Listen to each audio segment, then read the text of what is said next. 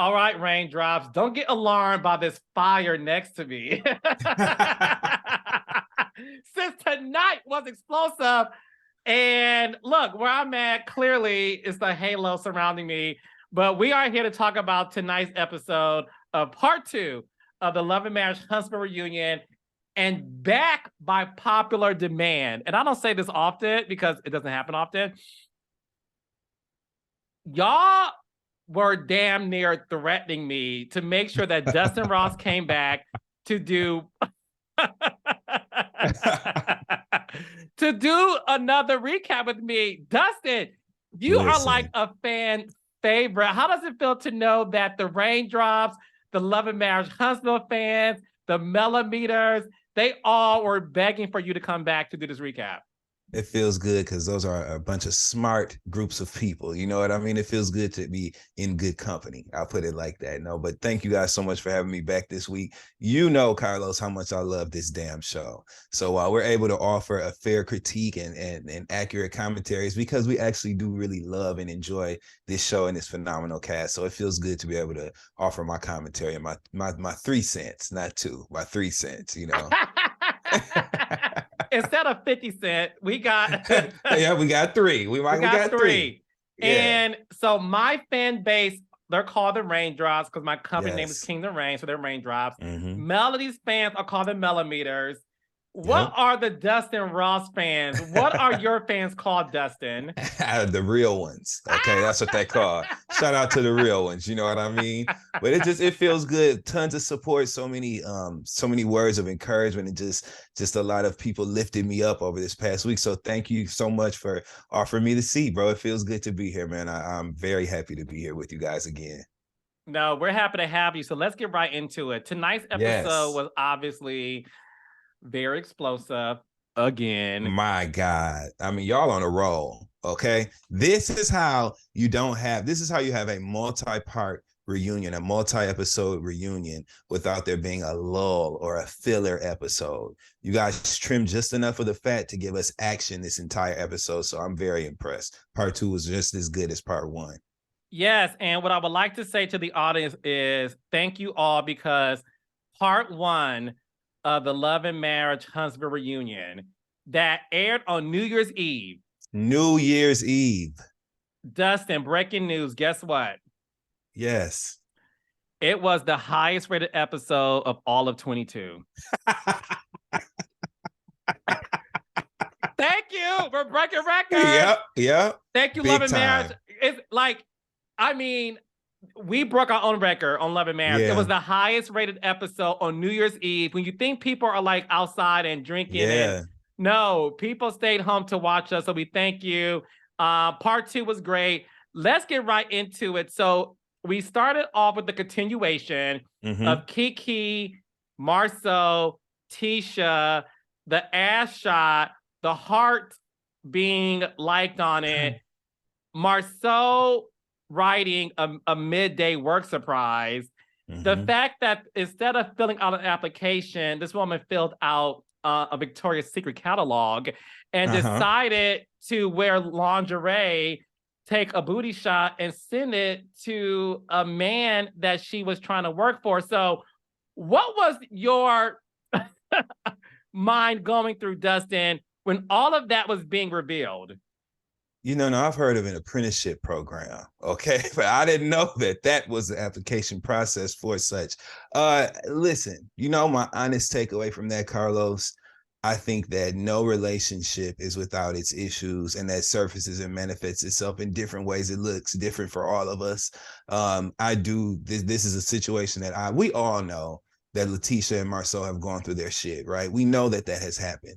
The problem is that Tisha has not stood in, and when I say Tisha, it's because we don't expect that level of authenticity or transparency from Marsau. I think he plays his position very well on this cast as a quote unquote jokester, as he was referred to in part 2. So we don't expect a serious take from him. That's why there's been no real accountability on, requested on behalf of Marsau from the fans. If anything, we're all looking at Letitia like, why aren't you taking action on these obvious red flags in their relationship? Now, they haven't had a concrete, hard reason to divorce or to at least let us in on some sort of break in their commitment toward one another, right?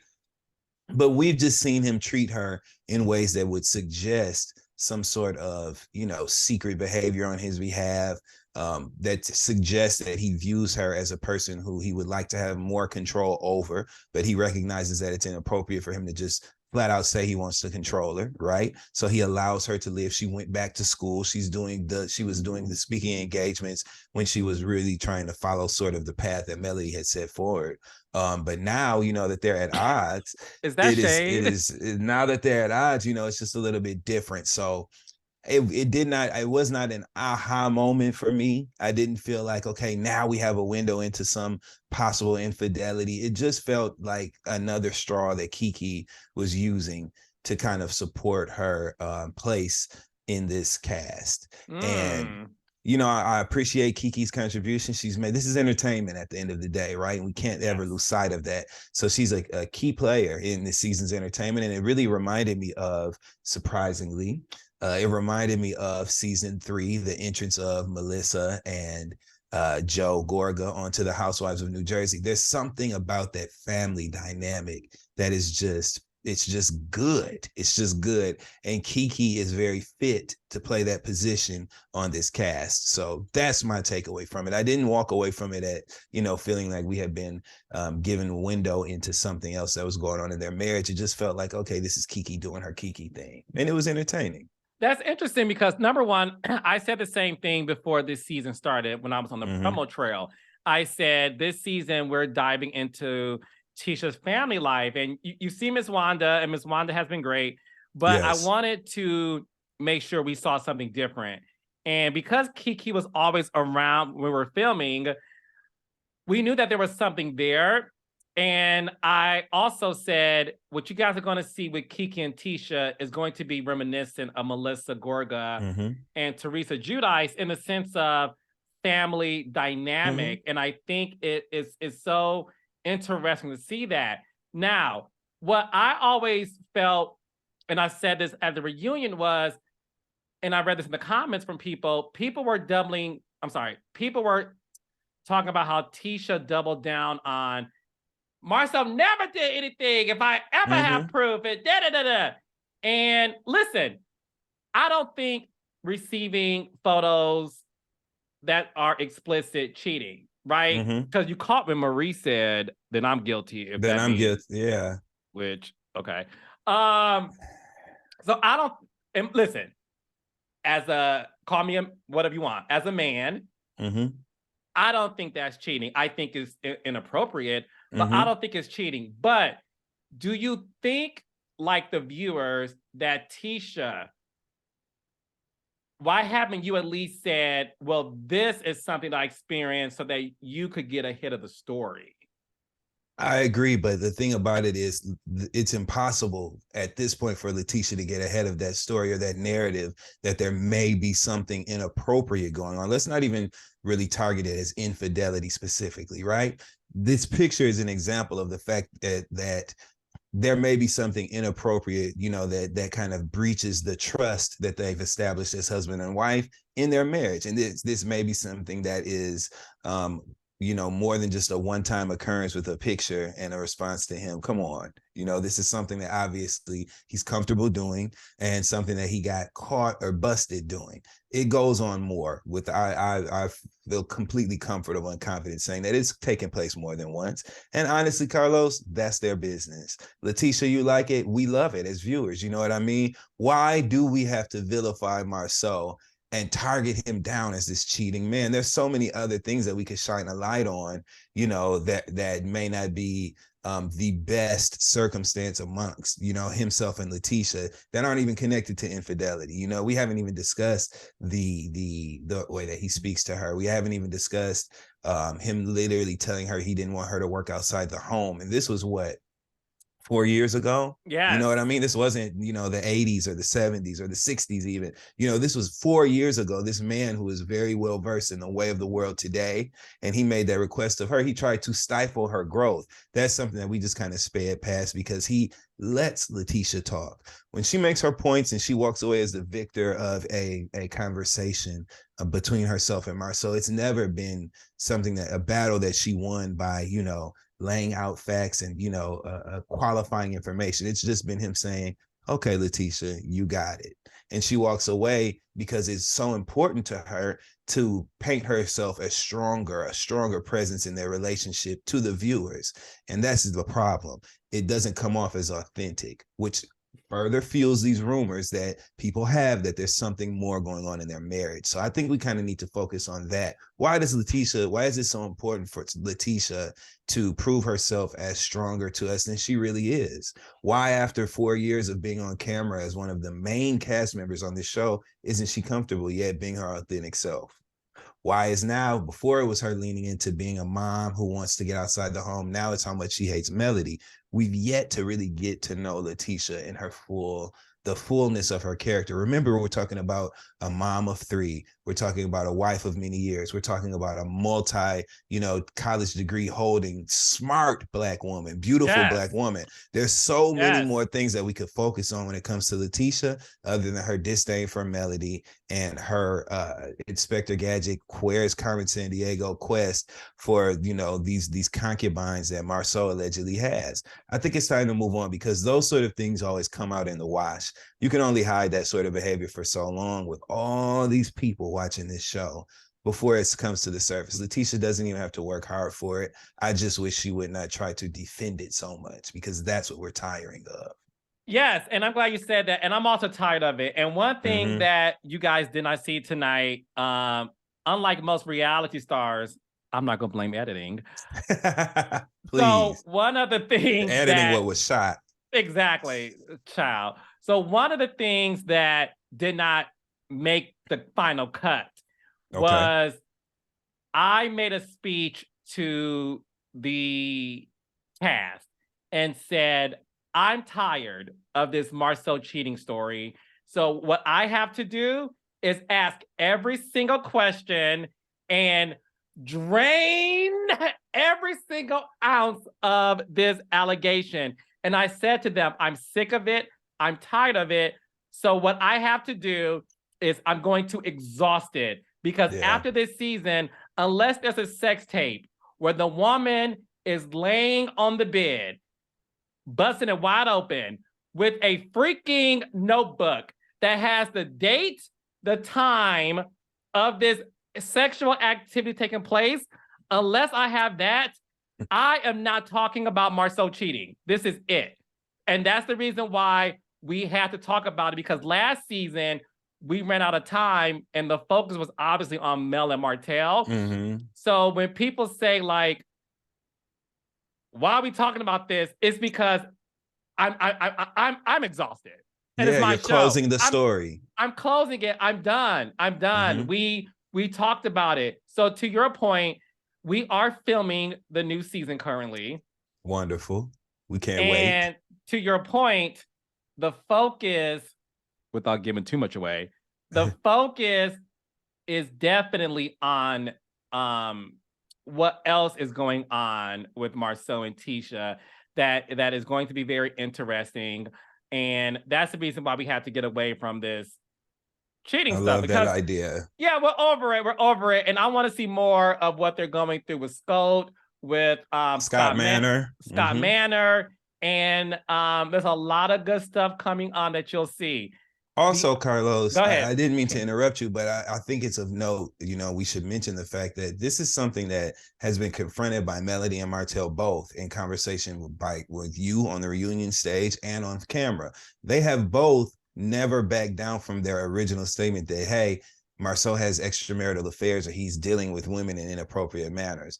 Anytime they've been asked, about that, they've said yes. Even on the reunion this year, Melody said, yes, no, I'm not taking back anything I said. I meant everything I said. The conversation somehow always is, there's a pivot a turn. It's some sort of diversion that takes place. There's never really a head-on confrontation of that statement. And I think that Letitia and Marsau both have had ample opportunity, several times to kind of hit that head on. Letitia just keeps saying that she doesn't have a reason to believe it. Marsau starts asking questions to suggest, something else, but there's never just a direct confrontation of, well, what is it? What do you know? What has been? And so that's kind of telling. You're so if we're being right. honest. No, if we're being honest, think about season 1 when Martell said you had 20 girlfriends and Tisha asked Marsau, so what is this with 20 girlfriends? Marsau's answer was, I can't answer that. And we all were like, okay. So to your point, they never declared, no, this isn't it. And because, listen, you and I both said last week, Marsau will go down in history as one of the greatest male reality stars in the world. For sure. Because the way he dances around a question is fascinating to me. And as much as I may get frustrated as a host when he doesn't answer it directly, it to me is still fascinating because you've never seen that on TV. Even when you think about Stevie J and Jocelyn and Mimi, like Stevie J had his sort of like swag with it that was so entertaining. So to your point, the other reason why it keeps coming up is because Marsau doesn't definitively say no. He dances around it. And I'm not saying he does that because he's guilty. I think that's who he is. And Marsau, somebody tweeted me this the other day. They said if gaslighting was a person and they had a picture of Marsau, and I had no choice but to laugh and say, shit. Well, also, just to kind of back the car away a little bit from his personal character, I think that Marsau is very well aware of his position on this cast. And he knows that the longer that he stretches that story out while dancing around the direct implications, he knows that that's good for it's going to keep people wanting to know or having something that they're chasing. They want to know. They just want to know, and he knows that he's dancing that dance. So much to his credit, he's learning his place as a 5 season or 4 seasons in, reality pro, a vet now. He's on that list of the Peter Thomases and the Todd Tuckers, the people who have learned the ropes, the Joe Gorgas, that have learned these spaces and actually contributed greatly to the benefit of it. So kudos to him for it. It's just frustrating as fuck for the fans. That's all.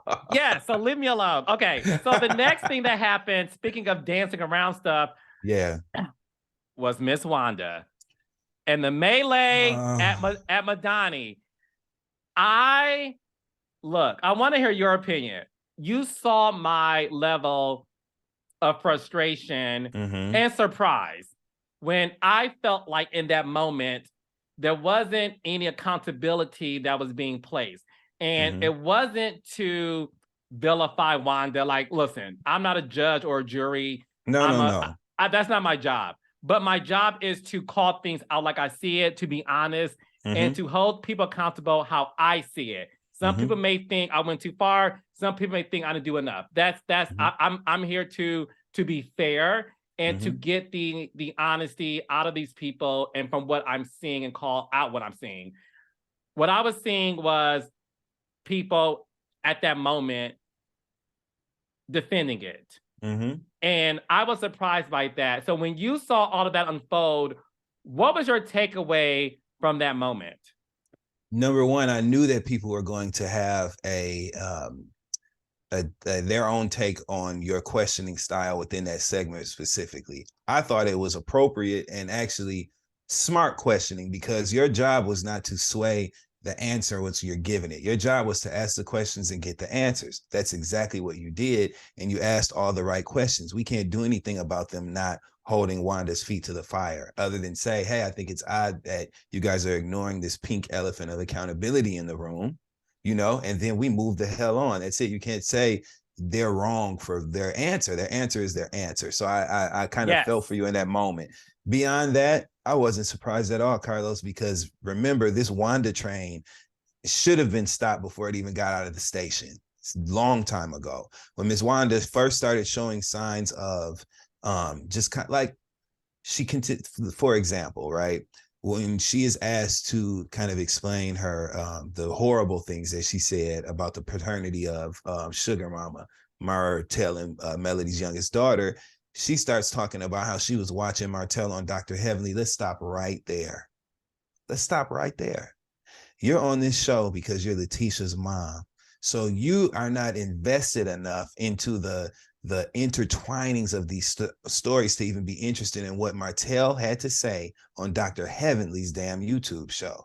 There is nothing connecting that story or anything that he is talking about to anything that has to do with Wanda's station on this show. Nothing. Why were you even watching it in the first place? And until Letitia starts showing that sort of level of accountability, expectation of accountability from her mother, we're not going to get anywhere. So I wasn't surprised at all, because Wanda should have been checked the first time she presented behavior that would now compromise the relationship between Letitia and other members of this cast. Because as soon as your mama starts arguing with me, things have gone too far, because there's an expectation on me to have a level of reverence and respect for your mom as my elder, especially within the Black community, especially down south in Alabama.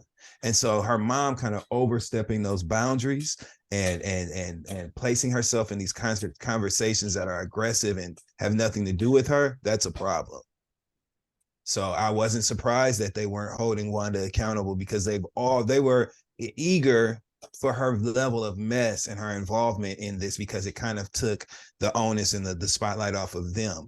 Letitia has been wanting to do and say a lot of the same things that her mother said. Those are conversations that they've had amongst each other that are surfacing now on camera for us all to see. She's been wanting to do that, but her mother's a little bit less restricted on camera than she is. And so she knows that she'll deliver that sort of, experience to the viewers and to our other cast members. And so they kind of lean on that. They let her mama act a fool.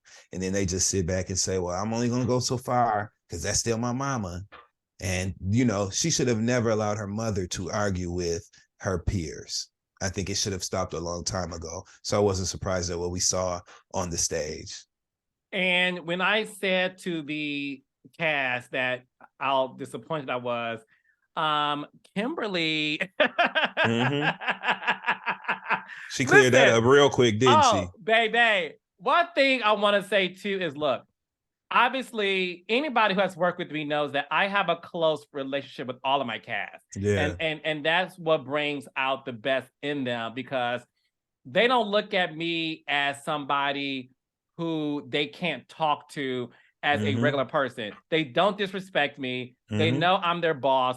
And just because you have a boss doesn't mean you aren't able to have direct dialogue with them. No. And I think you're seeing that. You saw that a lot this episode. So when I'm like, I'm a little disappointed, Kimmy said, "We're to who? Yeah. To who?" Yeah. And I was like, she said, well, let me speak for Kimmy.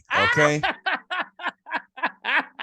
It was a lot of that. And that is one of the things that we love most about Love and Marriage Huntsville, and especially the reunion episodes, because we can see the richness of the connection that you have with these castmates, both collectively as couples and also as individual people. You can tell the ties that bind, and that's what makes them give a damn as cast members in the first place, to even be, that expressive emotionally and share those private moments. They're comfortable, and that's what makes this a good watch. So that's actually one of the best parts, and it actually makes the viewers have like a little bit of respect for the cast that they wouldn't have otherwise. Their willingness to kind of be transparent, that builds trust and builds relationships. So we love to see that. And that's why when we saw like the previews for episode 3, I don't want to jump ahead, but all of that emotion, it was just like, wow, we are really getting this is real. This is an actual reality TV. So I think that that's one of the very strong pillars of Love and Marriage Huntsville and the reunion episode. So I appreciate that. I'm glad you noticed that, because it is, we are a family, and just like family, we fuss and fight. You saw that too when Martell tried to check me and say that I didn't have that same level of angst for people, for Wanda, when it came to Wanda to talk about his daughter's hair. And I want to get your opinion on that, but I do want to say this. when I hosted the reunion last season, the cast never saw me in that position, right? As the host. They're used to me being somebody who will come to set for a couple of days and talk to them on the phone if they need me and things like that. When I hosted, they saw the journalist, Carlos King, come out, right? And what didn't air was when I went backstage to talk to Martell, and after we got off the phone with Sheree, I said, is there anything you want to talk about? He said, I felt like I wasn't prepared for you last season, but I'm prepared for you today. Oh, okay. And I said, all right. Okay. Oh, thought nothing of it. So when he tried to check me, I'm being honest, I took that as, you are trying to get payback for whatever you felt about me and my questions last year, and you're trying to give me some heat. And that's why because Dustin knows me in real life.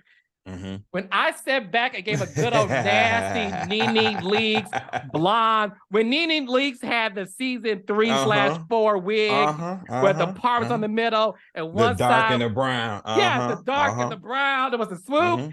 When she still didn't really give too much of a damn, okay, and would go there. Yes. And would go there and tell Sheree at the reunion, don't you talk about my motherfucking kids. Yeah, that's right. So I had to sit in my seat and be like, well, for me, it was when you said, well, why didn't you email me about that? Like you emailed me about everything else. I was like, okay, that was Detroit. And that's Carlos. Carlos is really, this is real. Again, to the credit of the show, right? Those are the moments that make this thing rich and that make us, keep us watching and keep the pacing of this show so good, because you can't predict that. You can't script that. You can't plan that. That's just what happened.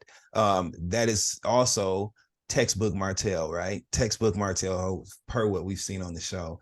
Martell, that you were being questioned last reunion about the bad decisions that you made. So it's never for him, if I would not have done that, he wouldn't have been asking me those questions. For him, it's, well, I don't like what you asked me, so now I'm gonna get you back. It's just typical Martell, just typical Martell. Martell is gonna Martell, okay? That's what that was. Yeah. So you brought up Dr. Heavenly, and I want to touch on this a little bit. I thought Kimmy was so real when, after she checked me, I mean, it's funny when I say that. She said, I don't believe it had anything to do with Dr. Heavenly's video. I think she's making it up. I think she's trying to save face. And I thought that was interesting because I feel like a lot of people felt the same way. Did you feel that Dr. Heavenly's the Dr. Heavenly answer was an excuse, or do you think Wanda really feels that way in terms of her reasoning for going there with Melody and Martell? Unfortunately for Wanda, and this is why if you're going to be messy and play that shady role, you got to do your homework and you have to be prepared and stay on your messaging, right? This is why Kenya Moore is so successful at playing the villain role, not by choice, but in defense of the things that happen to her, because I'm one of the people that believes that Kenya Moore has always, been constantly put in a position to defend herself. But we ain't talking about that show. We're talking about Love and Marriage Huntsville, right? I agree. Unfortunately, right. But Miss Wanda, you're just not that sharp and swift with it. What I'm referring to is when she was at Madani and all the shit hit the fan and she goes inside of the beauty supply store and has this meltdown and she's saying, well, goddamn, I didn't say it then. Now I'm saying it. Well, who is the baby that you was cheating on that nigga? That didn't have nothing to do with Dr. Heavenly's show. Okay, so you told on yourself. Your commentary wasn't rooted in, something that you heard Martell say on Dr. Heavenly's show. You were watching Martell and Dr. Heavenly's show because you hate his ex-wife. Okay, and you were looking for things to use when you got the chance that you had been waiting on to kind of go toe-to-toe with Melody face-to-face. That's why she said she referenced Dr. Heavenly's show. It didn't have anything to do with that. You hate Melody because Melody and your daughter don't get along. It's just that simple. That's the long and short of it. And you're using anything you can use to try to defame Melody because you feel like Melody has done that same thing to your daughter. And so that's what it's rooted in. It's not rooted in anything that she heard Martell say, which Martell didn't have any business alluding to Melody being, a cheater and questioning the paternity. But I did feel like he owned that on the reunion stage. And he said, I've apologized for that. We were angry with each other and we were saying things that we shouldn't have said. That had nothing to do with the choice that Wanda made. Wanda was being nasty and mean-spirited. That's all. It's just that simple. And I wish she would just say that so that people could move on from it. I think that's why people are having difficulty moving forward, because she won't just say it. She keeps trying to attribute it to something else. No, she don't like your daughter. Your daughter hates her and you hate her now. And that's why you said what you said. Just own it, because we already know that, right? That's not really a rocket science, discovery. We know that. That's why you said what you said. Just stand in it, Wanda, in your red boots that you walked into the reunion set in. You thought we weren't going to talk about them red boots? Now, Carlos, we know we got to talk about them red boots. I said, all right, Wanda, big hot. Here comes the hot stepper. Come on, Wanda. Okay. Yeah. But that's why she said it, because she don't like Melody. Okay. Mm-hmm. She looked pretty on the reunion stage. Wanda.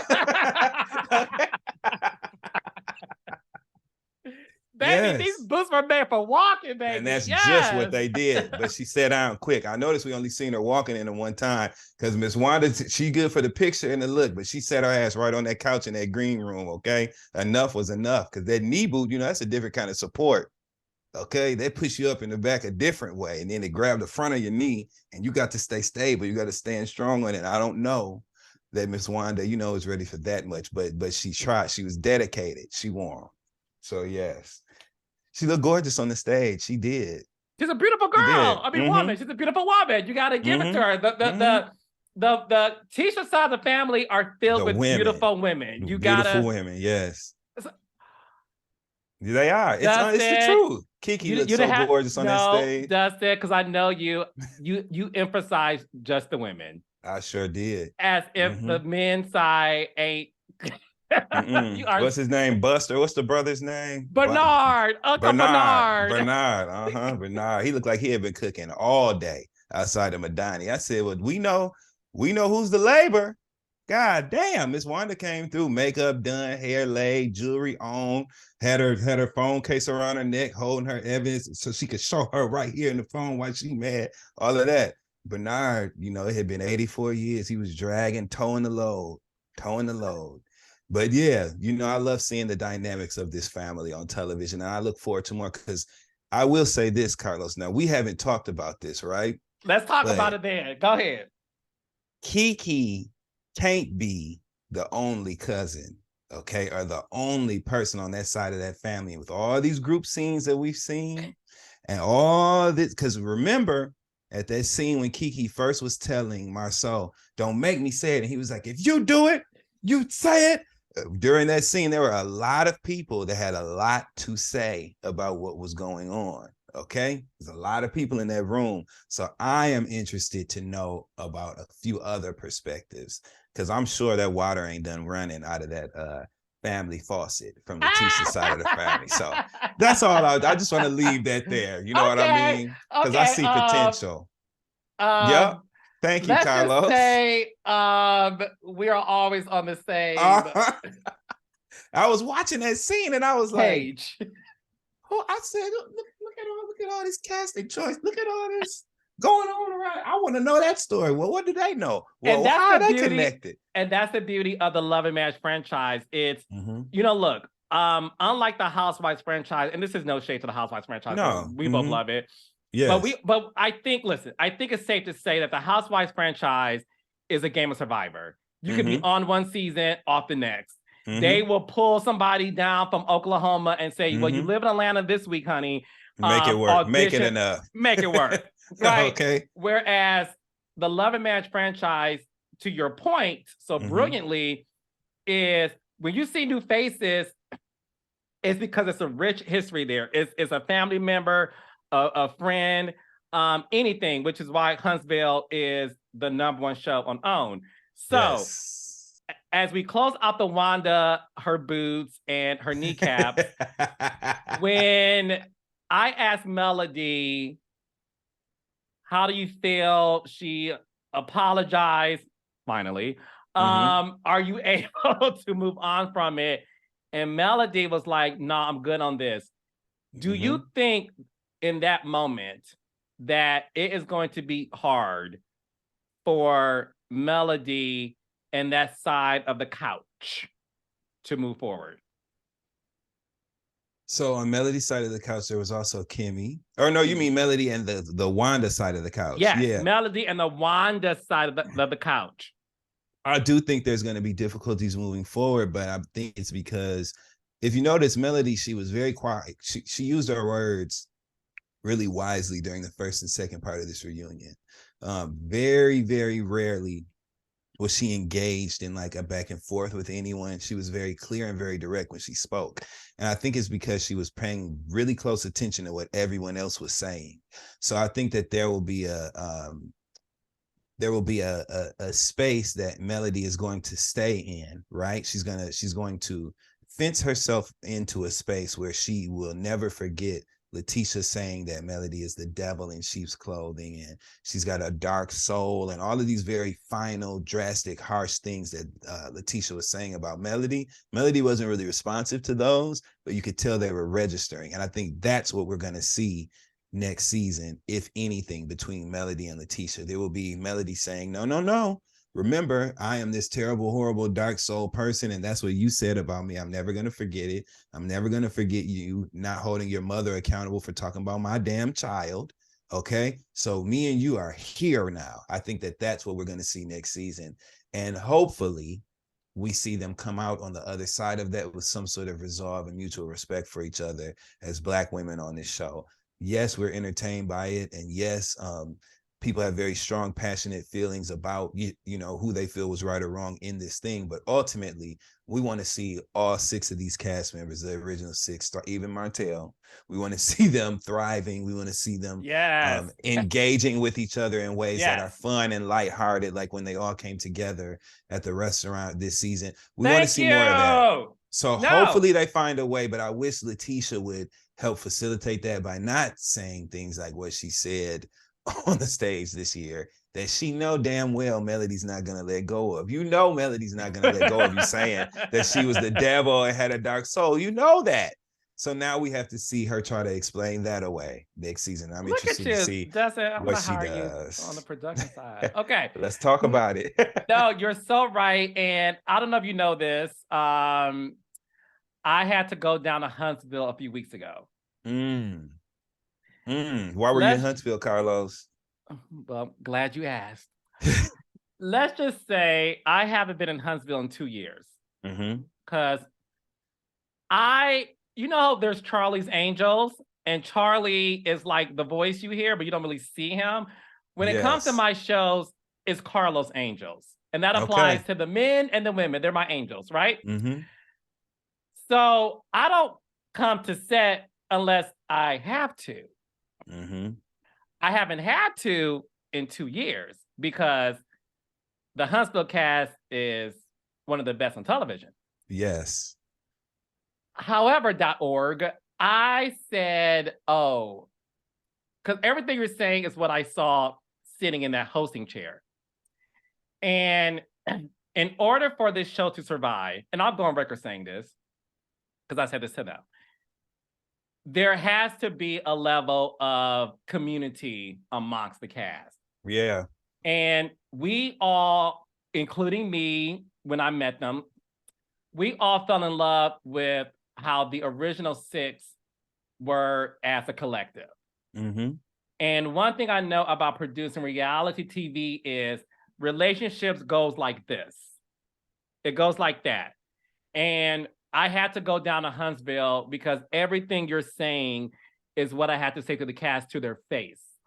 And as we are filming this new season, for me, it's the goal of let's figure out a way where everybody can come back. And let's see the steps with that. Because after the Mandani melee, to see the original 6 in that restaurant, they all got dressed up. They all looked gorgeous. They all spoke to each other, gave each other dabs and cracked jokes. And then when obviously Kimmy invited them over to her home to reveal she had, and they were all cracking jokes on their outfits, and we all did this beautiful job of flashbacking to the season, the series premiere. I love that. Being in that same kitchen 5 years ago. Just so the world knows, everybody wants to find a way to get back to that, but it doesn't happen overnight. So as we anticipate this new season, know that you're gonna see the workings of what that looks like, and that journey. Yeah, wonderful, because that is what is going on right now with these people. That's the story that we're invested in, that we've been watching since day one. So seeing that is going to be exciting, and I look forward to it. You ready to talk about Destiny and Stormy? Actually, you know what's so funny? That's why I love you so much, and we're like kindred spirits. That was next on my list, excuse me, because everybody on our first recap loved your shady ass when you said the others. I don't refer to them as the others because they're my babies and my angels too. Yes. But you call the non-original 6 the others. So we invited Stormy and Destiny. Just go, Dustin. Go. Okay. Here's the difference between this is where your effort and your understanding of this space comes into play, right? We talked about how Marsau Scott is a master at dancing around direct questioning and giving direct answers, right? But in a way that is entertaining, damn near endearing, makes you root for him almost. Like, you might not be the best person, quote unquote, but I still want you to win. I like the guy. You know what I mean? Like, there's a likability factor there that has to exist. Very likable. Okay, for you to dance like that. With Destiny, okay, this withholding of information that she has just attached herself to, right? Like, the idea of withholding information, she defends it. She tries to explain it instead of just stopping the practice, stopping the behavior, right? And starting to just film everything. I heard her say that, you know, she had an emotional scene, and you know, her convenient friend Letitia spoke up and said, yes, you know, because we did film one together, you know, to try to defend her. But you know, there are already holes in the boat at that point, because Destiny, there's nothing to defend, darling. You are a new addition to the cast. We're already, the audience never really got an opportunity to build trust with you, because as soon as you got an opportunity to kind of have conflict with Melody, who we thought you were her friend, you were excited about it and ran with that and became this, you know, enemy of her. You know, Stormy, another new character who we just met, you know, these pivots and changes, you were connected to Melody, introduced to us as a friend of Melody. So now the rumors that are swirling about there being a breakdown in their relationship, and in addition to like her behavior on social media, it's not helping us to build a trust with her as the audience and her as a character on the show. We don't get that opportunity because you're now contradicting all of the things that we were introduced to you as things that you represent. We don't know you to be in Destiny. You came on as Melody's friend. You fighting with her and butting up with Letitia because both of y'all are mad at Melody. It's not connecting with us. There's a reason that the audience is not supportive of that or rallying around her side, because it makes us feel like we can't trust her. And so I think that's a little bit of what's going on with Stormy. Now, what I do want to say is this whole conversation about Stormy being quote unquote ghetto or not for the, what has she done that is any different from anything anyone else on the show has done? How has she's a multi-millionaire. She's a successful entrepreneur. Stormy is gorgeous. I love her with that short haircut. I love that on her. Her dress was beautiful for the reunion. And I think Stormy is actually, you know, she's trying to present something that is not completely negative, something that is positive and a benefit to this show. Stormy understands how to be a friend of this cast because she made the Galentine scene. Okay. Like, think about that. Stormy is good as a cast. I'm just my personal take as a viewer, Stormy is a better supportive cast member than Destiny, who is main cast in the credits. Okay. So like there is, and I'm not the person who's going to suggest that anyone leaves, because it's not personal for me, and that's not even my area. I don't cast or hire or fire for this show. I'm just saying, as far as like the contribution, right? Stormy she's more likable. We want to know more about her story. She has a partner that's willing to film with her and come in the scene. You know what I mean? Like, I mean, there's more of it. And I don't know why Destiny. I don't know why Destiny thought. Not to cut you off. Yeah, there's a problem with you because you got that smooth talking, smooth jazz, 97.7 FM, late night with Dustin Ross. Because you got that voice, your shade is so like under. You're like, wait. So listen, I don't know if y'all caught it when he said, she has a partner who's willing to film with her. It was the willing to film for me.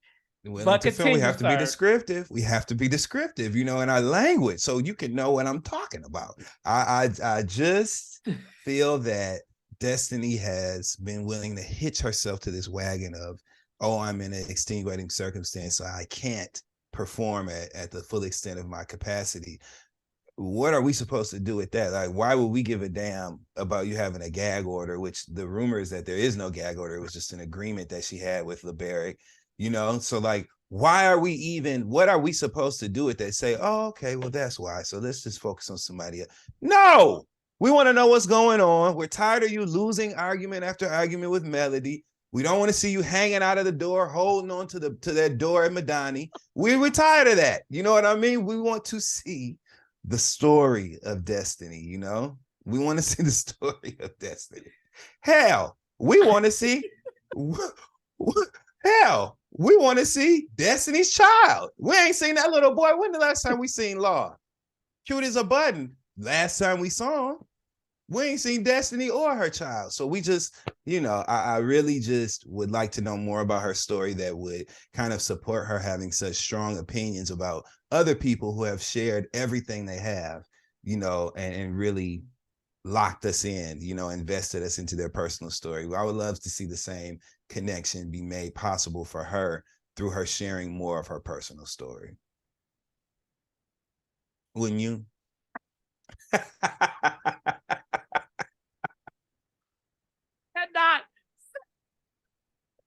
You got some balls to sit up here with your fitted, your hoodie, your gold chain, and your AirPods and ask the creator, the executive producer, and the host of the show. Just in 2 words. Would you? Yeah, mother. No, look. Oh my God. I literally. Okay. Just saying. Look, where do I begin? Okay. Okay. This is oh gosh. This is what I'll say. You know what? I'll say this much, and I'm gonna go back and give y'all the real reality in terms of what happens when you're dealing with the situation. Okay.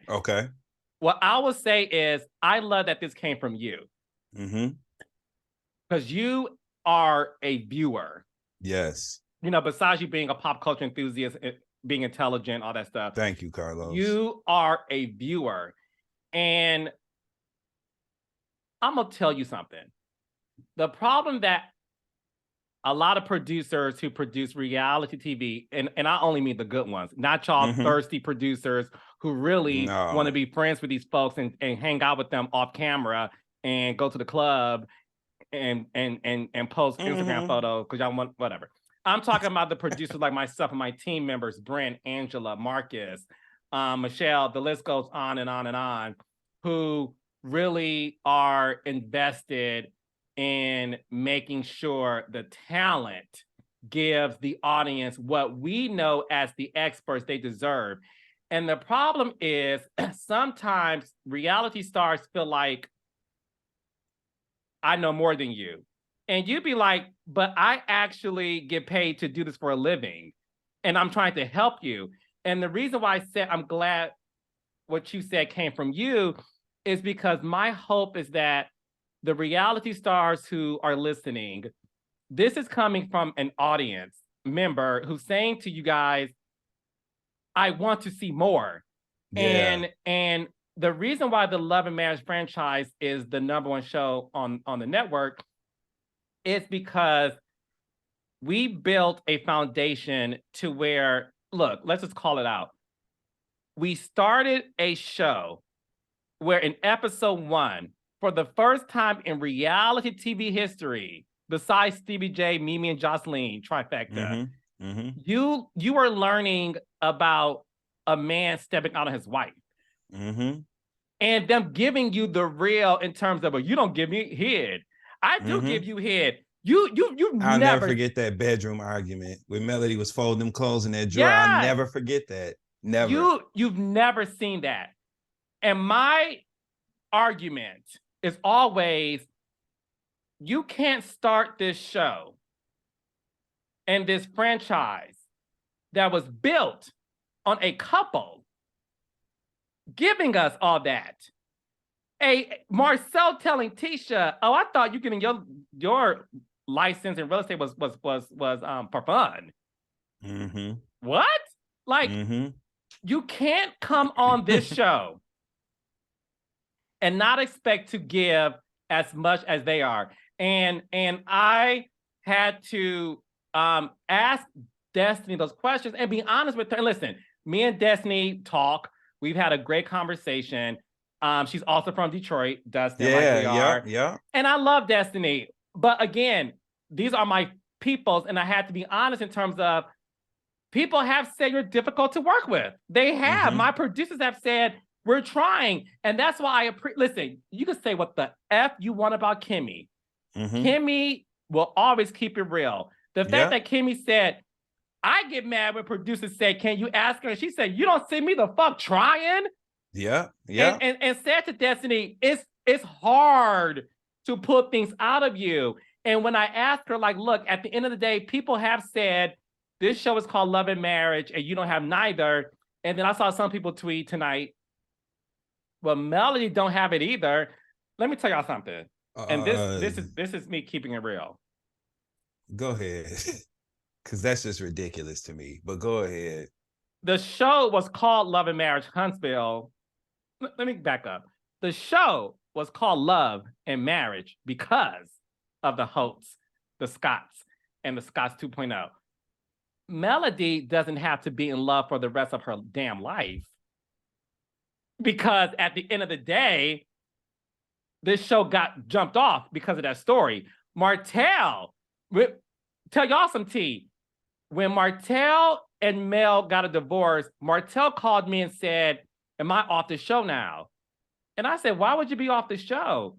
He said, because ain't that what happens when people get a divorce? The men, they leave, they get fired. And I said, no, we want to follow the continuation of your real life. And that's what I mean by that. So I was not trying to be shady towards Destiny. It was more so of Melody and Martell can be single until the end of time. They started the foundation along with Marsau, Kimmy, Tisha, and Maurice. And at the end of the day, if you want to be on Love and Marriage Huntsville, DC, or any city God blesses us with, you're going to have to follow the same narrative of you have to do whatever it takes to give your real life, because that's the only way you're going to have staying power on this show. I was so confused by Destiny's choices with that, because even if she wasn't able to talk specifically about her divorce, that didn't restrict her from talking about her experience going through the divorce. That's a universal story, which is why, further to your point, Melody and Martell can continue to exist on this show. That's a story. It's the story of Melody and Martell who were once a couple and are not anymore. Okay, Destiny, we never got to experience you in relationship with your ex-husband. You chose not to lean into your experience as a person going through a divorce and talk about what you could, which there's so many things to explore, you know, from someone who was married for a short time with a newborn baby, beautiful newborn baby boy, and now thrust into a divorce. You know, that's a story all in of its on its own.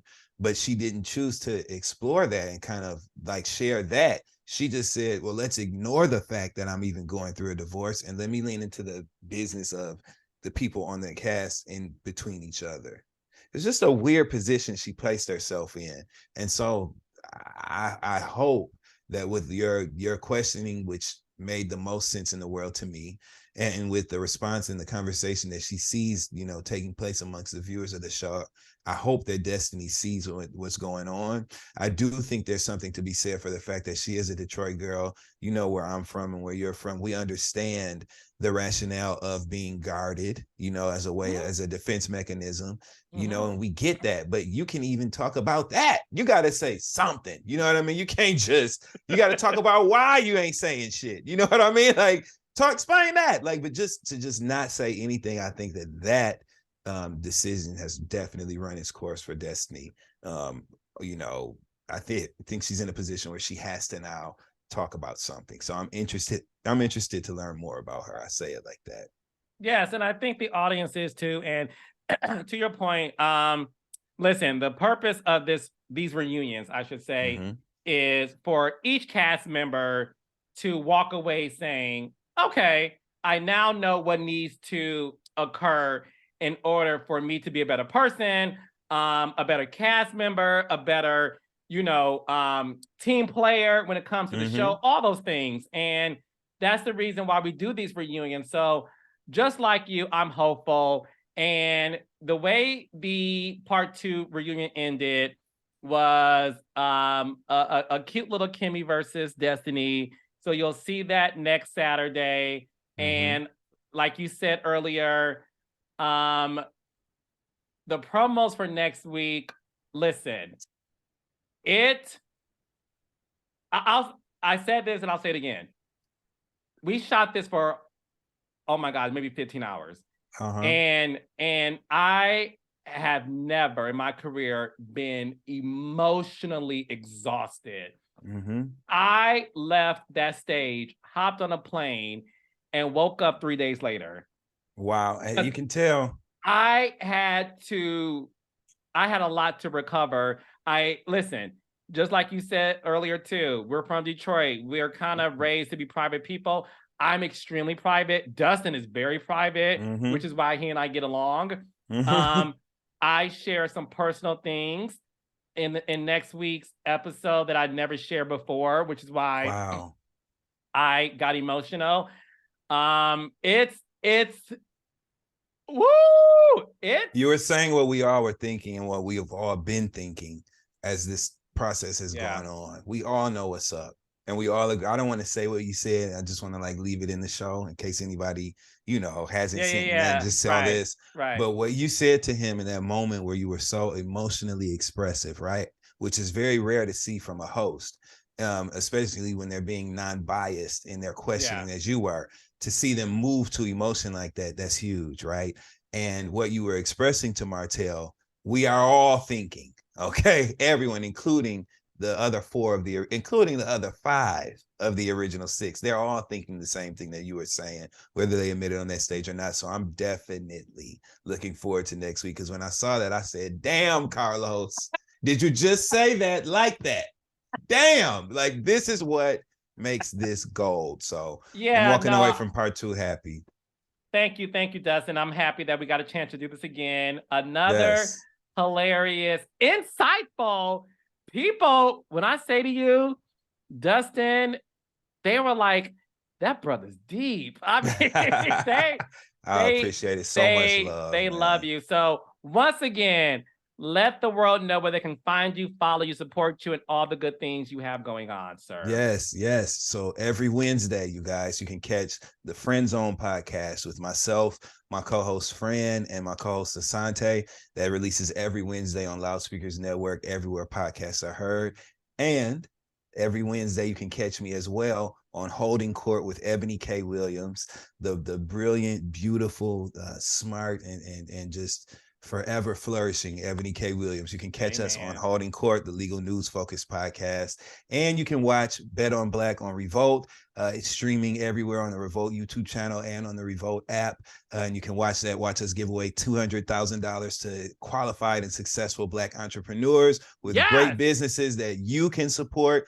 We always want to know about supporting Black businesses. It's often hard to find Black businesses that you can support. Well, guess what? You can take your ass right over to the Revolt app and to the Revolt YouTube channel and watch Bet on Black and support those very smart Black entrepreneurs over there. And you can follow me on Instagram and Twitter at Look at Dustin. That's where you can catch up with everything. And I'll see y'all in the comments for every episode moving forward from Beloved Marriage Huntsville and DC, which I can't wait on, and which it looks like my girl Winter is main cast on. Winter shook that shit up last season. I can't wait to see Raina. I can't wait to see Ashley. You know how I feel about Ashley Silva, who is a natural and was born to do this. I can't wait to see the evolution of Jamie and Arena. I can't wait to see Lil Jamie. I can't wait to see I just cannot wait for DC. So I'm very excited. And the new additions. I can't wait to see DC. Yes. I'm excited. Yes. No, thank you for that. And remember, part 3, concluding the Love and Marriage Huntsville reunion next Saturday, 8:00, 7 Central. And like Dustin said, Love and Marriage DC season 2 premiere, Saturday, January 21st, 8:00, 7 Central. And I am going on record saying this season feels like a brand new show and everybody's bringing it. I can't wait. I tweeted this. The first 5 episodes I watched the other day, it feels like a brand new show, and I'm gonna end with this. Is what I said about Huntsville. In DC, you're gonna see the real history of these relationships that these couples have with the new faces, and it goes like this. Look, my watch came off. That's how bad it See, that's how powerful it is. We can't wait, Carlos. It's good. It's good. It's good. I can't wait to talk to you again, Dustin. Yes. I love you, and I'll see you soon. Love you, brother. Thank you so much. See ya.